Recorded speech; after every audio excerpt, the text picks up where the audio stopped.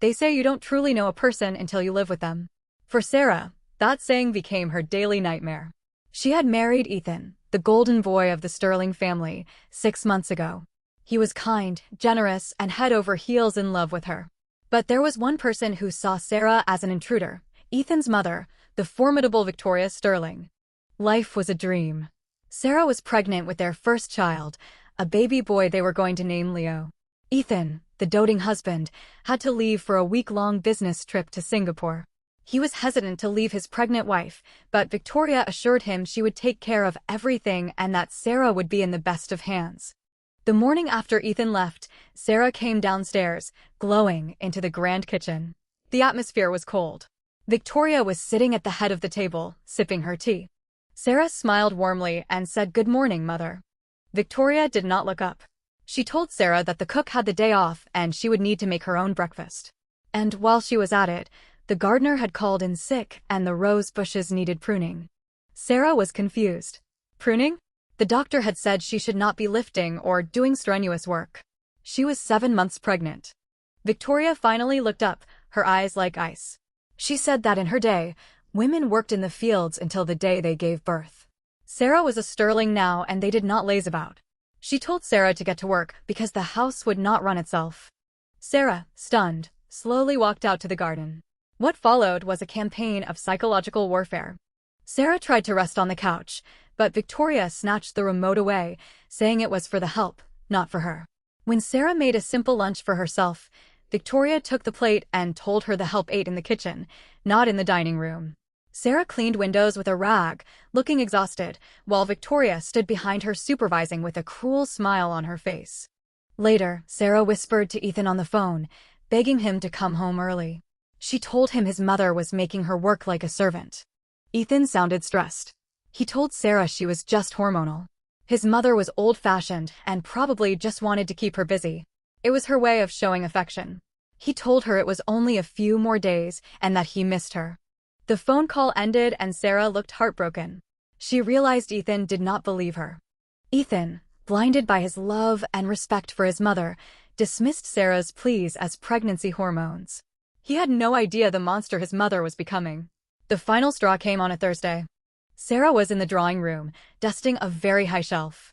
She was reaching up on her tiptoes, clearly struggling. Victoria was sitting in a chair, watching. Sarah said she could not reach it and felt dizzy. Victoria sipped her wine and told her not to be dramatic. She told Sarah to stretch a little further. Sarah tried to stretch further and lost her balance. With a loud crash, she fell from the small step stool, knocking over a priceless Ming vase. It shattered on the marble floor. Sarah screamed, clutching her stomach. Victoria stood up, but not out of concern. She was filled with rage. Victoria called Sarah a clumsy, ungrateful little wretch. She demanded to know if Sarah had any idea how much that vase cost. She said it was an antique and accused Sarah of destroying it on purpose. Sarah was on the floor, crying in pain. She begged for help and said the baby. Victoria leered over her, telling her to stop the theatrics and to get up and clean the mess. At that exact moment, the front door opened. Ethan walked in, holding a bouquet of flowers for Sarah. He had a big smile on his face, wanting to surprise his wife. The smile vanished instantly when he heard the screaming. He rushed into the drawing room, calling Sarah's name, and froze at the doorway. The scene was horrific. His wife was crumpled on the floor, surrounded by broken porcelain, sobbing.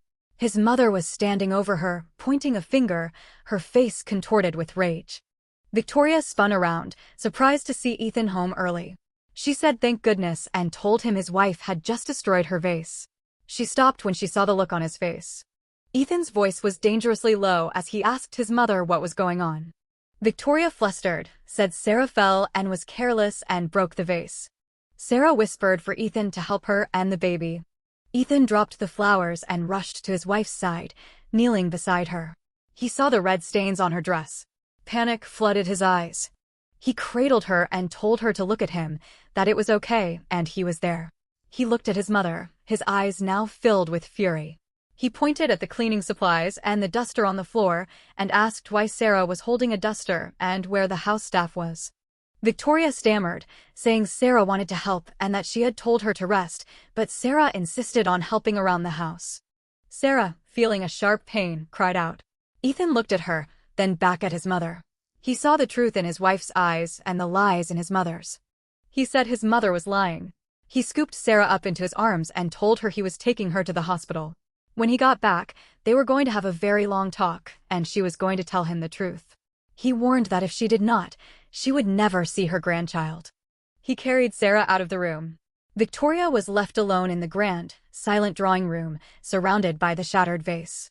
The look of shock and fear on her face was palpable. At the hospital, Sarah was in a bed, looking pale but safe.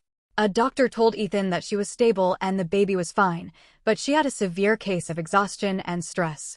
If she had been under this kind of physical strain for much longer, they could have lost them both. The doctor added that he was not sure what kind of life she was living, but it needed to change. Ethan nodded, his jaw tight with anger. He sat by Sarah's bedside, holding her hand as she slept. Back at the grand mansion, Ethan sat across from Victoria in the study. The atmosphere was tense. Victoria defensively called Sarah a gold digger who married Ethan for his money. She said she was just testing her and wanted to see if she was worthy of him. Ethan's voice was cold and cutting. He said his mother made his pregnant wife clean toilets and prune roses and work like a servant because she married him. Victoria insisted Sarah was a liar who told Ethan she was being mean.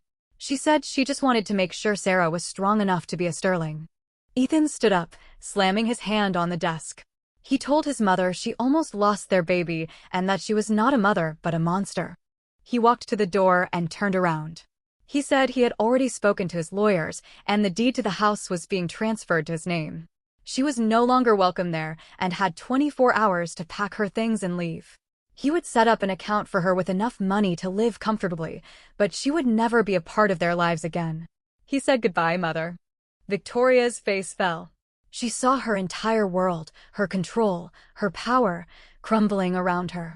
She was speechless. A few weeks later, Ethan and Sarah were in a beautiful, cozy new home, not a mansion. It was smaller and warmer. Ethan was rubbing Sarah's feet, and they were laughing together. Sarah asked if he was sure he was okay with giving up the mansion. Ethan smiled and said that house was just a building, full of coldness and cruelty. This was a home, full of love and full of her. And soon, it would be full of their little Leo. He kissed her belly and Sarah smiled, finally at peace. Victoria had won many battles in her life, but she had lost the war.